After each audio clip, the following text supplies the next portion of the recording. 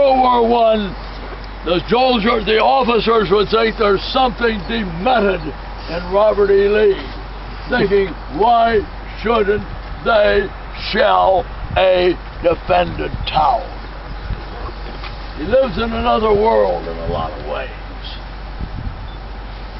Bob Crick almost weeps when he talks of it. He's slightly prejudiced. Okay. All right. This is from the report of Colonel Norman Hall, commanding the 3rd Brigade, 2nd Division of the 2nd Corps. My command was designated to take the advance of the Army as soon as the bridges should be built.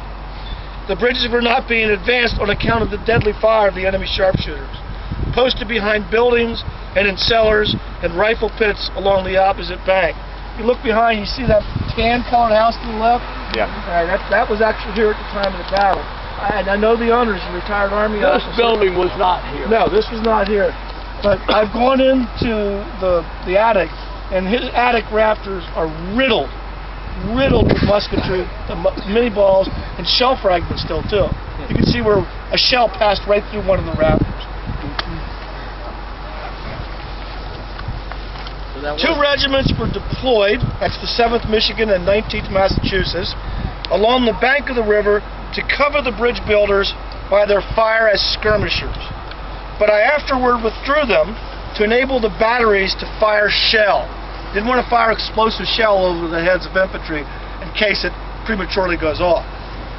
After some hours of delay, Generals Hunt and Woodbury consulted with me upon the practicability of crossing troops in boats and storming the strong points occupied by the enemy so as to protect the heads of the ponton bridges. It was arranged that, under cover of a heavy artillery fire, the engineers should place boats at intervals along the bank and provide men to row and steer them. Now he is volunteering his men to do this, remember. Hall will volunteer his men to do this. They may not like it. Before the number of boats fixed upon had been loaded, the signal to cease the artillery firing was made, and I thought best to push those now ready across rather than to wait till all were filled and to allow the enemy to come out of his concealment from the cannonade. The boats pushed gallantly across under a sharp fire. While in the boats, one man was killed and Lieutenant Colonel Baxter and several men were wounded. The party, which numbered from 60 to 70 men, formed under the bank and rushed upon the first street. That's this one right back here, Sophia Street. Attacked the enemy, and in the space of a few minutes, 31 prisoners were captured and a secure lodgment effected. Several men were here also wounded, and Lieutenant Emery and one man killed. The remainder of the regiment meanwhile crossed, and I directed the 19th Massachusetts to follow and gain ground to the right, while the 7th was ordered to push to the left. Seeing no preparations for advancing the bridge, which, according to the plan, was to have been under construction when the crossing commenced, I went down to the engineer battalion and asked the commanding officer to send down parties at once. He replied that General Woodbury was in command and was away. I entreated that men should be instantly sent, nevertheless, but could not obtain satisfaction. So the engineers are not going to come out and build this bridge after what happened to them earlier until there are no more Confederates. And there's going to be street fighting. That street, we were going to turn on Hawk Street's one way. They're going to fight up Hawk Street. There's also like a grass driveway you'll see as we're going down the street. It's now called Michigan Alley. It's not really an alley, but the Michigan troops charged up that way also. They had a local, apparently a Unionist, who was guiding them, and a Confederate took him out. So one of the civilians was killed right away.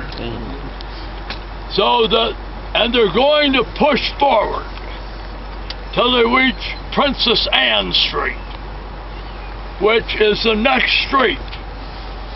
It is now around 4 o'clock, and the 20th Massachusetts, the Democratic Harvard Regiment, they don't like Abraham Lincoln in the 20th Mass. They think he's a scumbag. And they're going to advance eastward along Princess Anne Street. As you notice, as we drive, we're going up a gentle grade.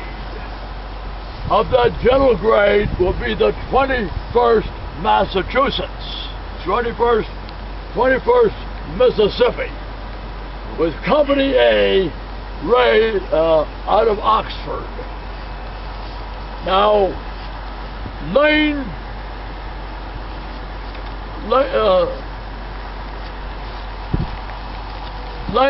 Bowden sees his old friend from Harvard, Henry Livermore Abbott, and he wants to take him out. And he's fighting to be turned loose so he can take Abbott out. Abbott wants to get at him. They will finally have to take Lane Brandon. Physically, think this is Lane Brandon here. Physically, they're going to have to take him to the rear. But it's now dark, and they've burnt all day getting the two bridges across here. The one bridge that's supposed down at the middle bridge and have the bridge in. So they're not going to cross any significant number of men on the night of the 11th and 12th. We're going to get back in the bus.